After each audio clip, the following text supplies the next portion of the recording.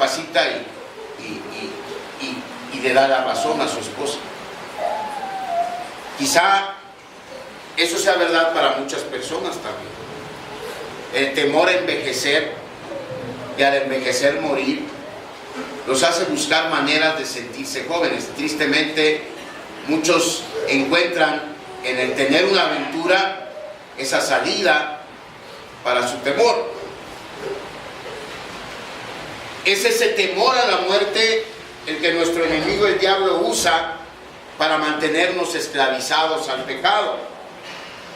Por eso la Biblia enseña que el aguijón de la muerte es el pecado. ¿Qué dice 1 Corintios 15:56? Dice, ya que el aguijón de la muerte es el pecado, y el poder del pecado, la ley.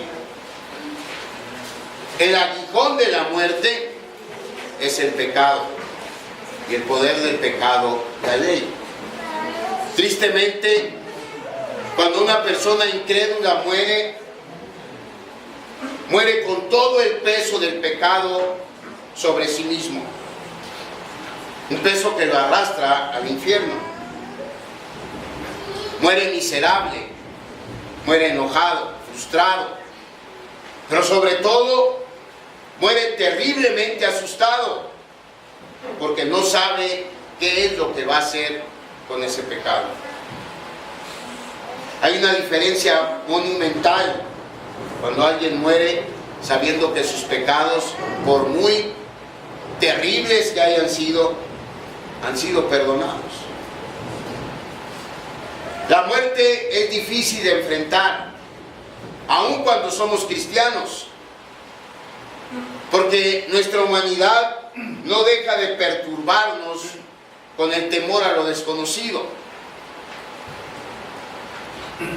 Pero si la muerte es difícil de enfrentar para un cristiano, hermano, la muerte es intolerable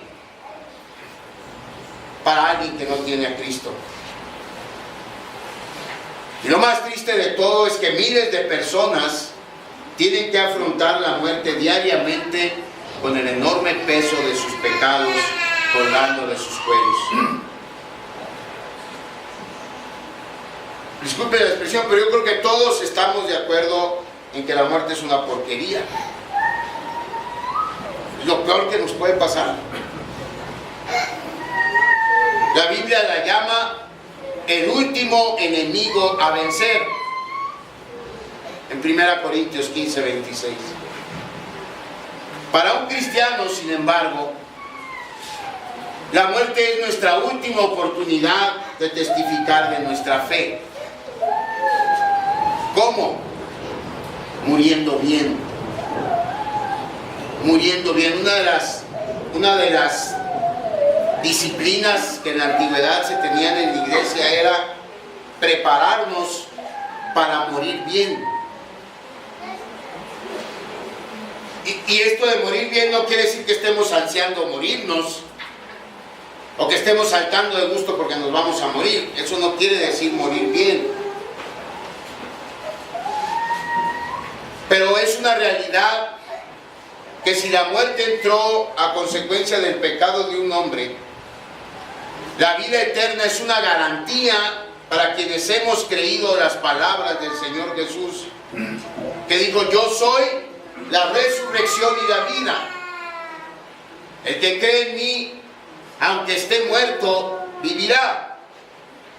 Y todo aquel que vive y cree en mí, no morirá eternamente. Y entonces, la muerte es el momento para demostrar realmente que creemos en Jesús. Y que para un cristiano la muerte es solo un momento más. Un momento en el que cerramos nuestros ojos a esta realidad para abrirlos al siguiente momento en la realidad eterna del reino de Cristo. Por eso decimos, la muerte puede ser difícil para un cristiano, pero sabemos que nuestros pecados han sido perdonados. sabemos que en Cristo tenemos vida eterna. De manera que eso debe darnos el valor suficiente para el día que Dios nos llame a enfrentar la vida o enfrentar la muerte con la misma paz con la que recibimos un día el perdón de Cristo. Y en cuarto lugar, cuando Cristo murió, la condenación de Satanás quedó garantizada. Vamos a ver 3 citas bíblicas.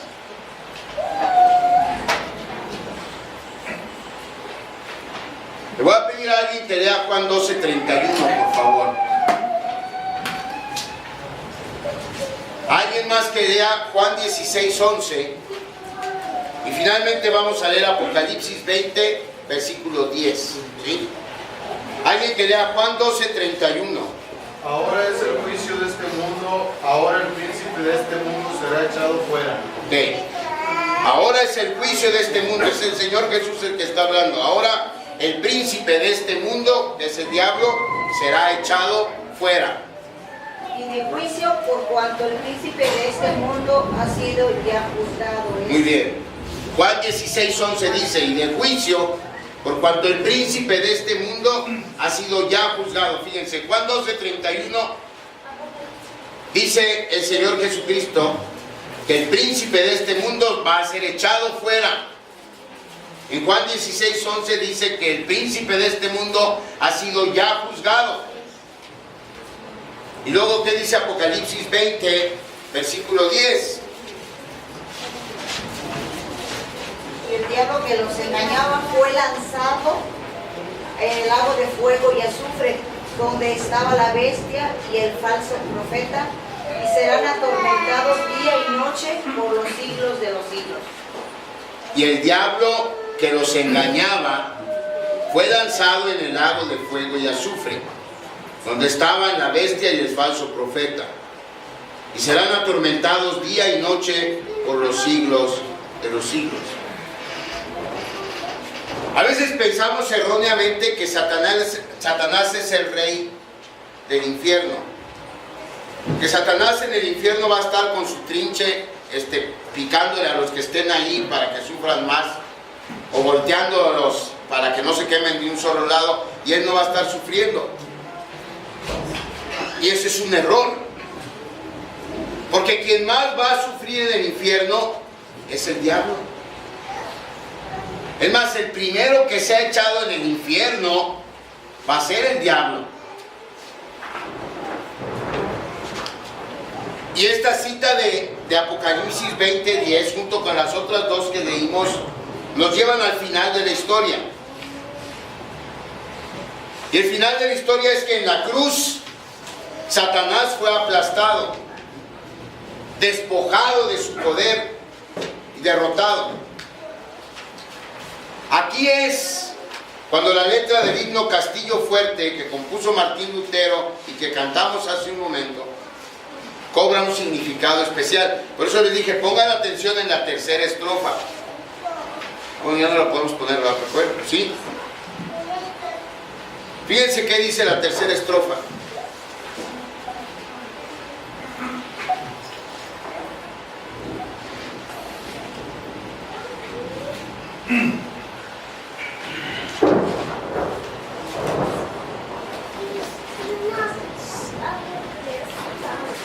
Y si demonios mil están prontos a devorarnos, no temeremos, porque Dios sabrá cómo ampararnos.